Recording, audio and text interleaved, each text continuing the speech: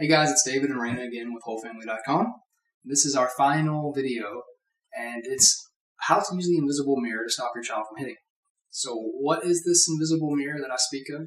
Well, you are the invisible mirror because your children look at you every single day, and they observe your actions and what you're doing and what you're saying.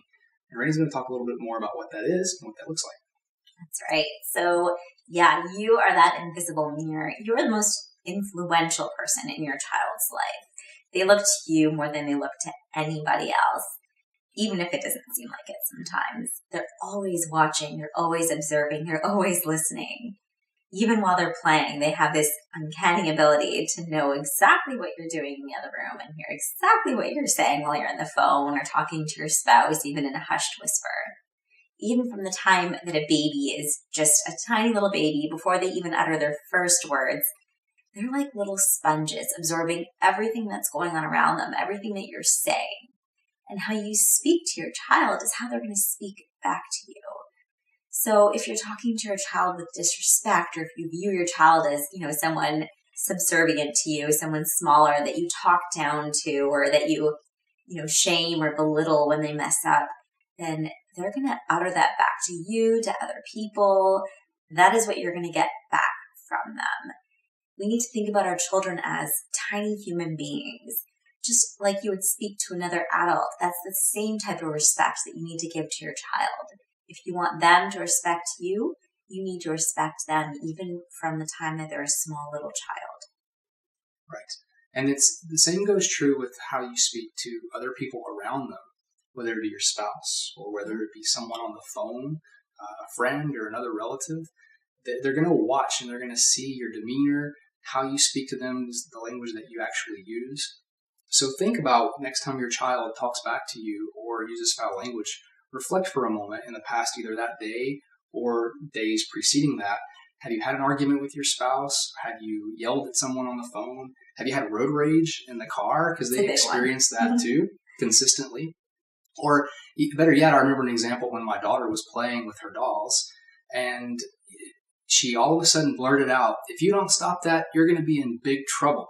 And I had to double take for a second and reflect and like, oh my goodness, I think I said that to her a couple of days prior because I was upset and didn't get a handle on my own emotions. And now she's reenacting it in play, which children often do. They reenact things in play with you, with other people. So what they observe and what they see from mom and dad is real life to them. That is how the world works. It's how it revolves. It's how it, it's how it should be. So if we say something and we act a certain way and we talk to people a certain way, they think that's the way they're supposed to act and the way they're supposed to be.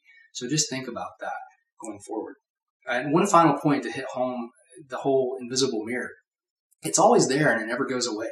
I think Raina briefly mentioned about when a baby is born, they're sponges and they start observing everything we do from day one. Well, that goes all the way through our entire life to the day we die. So even as adults, we observe things in our surrounding, we observe other people. That's how we learn and how we develop accents when we live in certain countries, and how we learn to say cliche things that we may have read online or heard other people say, and then we repeat it in conversation. Don't even realize we do it half the time. So it's true with adults, and it's especially true with children. So just to recap on the 4 videos that you've watched and how that kind of relates to what we're talking about today. In our first video, we talked about why discipline might not be working and what to do instead. And that's just really viewing discipline and even just parenting, that we're teachers. To disciple is to teach. And that's really our main role, our main job as parents is teaching our child. And the same is true when it comes to the language that you're using and how, your child is talking to you and you're talking to your child. If you want your child to talk to you respectfully, calmly, using appropriate language, you need to model that behavior. Modeling is your number 1 parenting tool. And in the second video, we talked about, why your child might be hitting and what you can do about it. And that's really setting clear, concise, but simple boundaries using calm language. So, if you notice that your child is using foul language, they might have picked up a word that you said, or maybe it was on the playground or school bus, instead of making a huge deal about it and just lecturing on and on, a simple, I don't like that word. I don't like that to be used in our home. And then just move on. They might use it again and again, but I can guarantee you after that 3rd or 4th time, when they don't see that you're reacting to it, they're not going to say it again. And the same is true, if your child is talking to you disrespectfully, it's okay to say, I'll listen to you and your voice is as calm as mine. And then just move on and wait for them to speak to you, calmly. And then you can address them. They're going to learn. If you're consistent with your language, they're going to be consistent as well.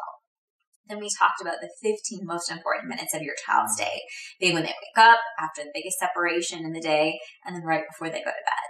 If you're making time for that connection with them, the language that you're using around that time of, I missed you, I love you, you're important to me, those are the words that they're hearing. They're going to model that back to you. We all know how special it is that first time your child says, I love you. It melts your heart. It makes all those midnight feeds and puking on you and, everything else in parenting. It makes it all worth it, right? To hear those words the very first time. And they're still special. When they've said them a million times, it still melts my heart to hear from my oldest, that he loves me. And then in today's video, we talked about modeling the behavior that you want to see, being that mirror. And that's, like I said, the most important part for your child, because they are little sponges and they're going to be what you are. And what you're reflecting to them, they're going to reflect back to you. Great. So that's it for today, guys. I hope these 4 videos have helped with some pretty hot points in parenting for ourselves, I know, and for other people and parents that we've talked to. But at the same time, I know that we've just skimmed the surface of parenting challenges that you may be facing. So tomorrow we want to invite you to look into your email box for an exciting email that we're going to send you, where you'll discover how you can dive even deeper into this style of parenting and set yourself up for success on this journey of parenting. I think you're going to love it, and we're excited to send it to you. That's right. Thanks, guys. Bye.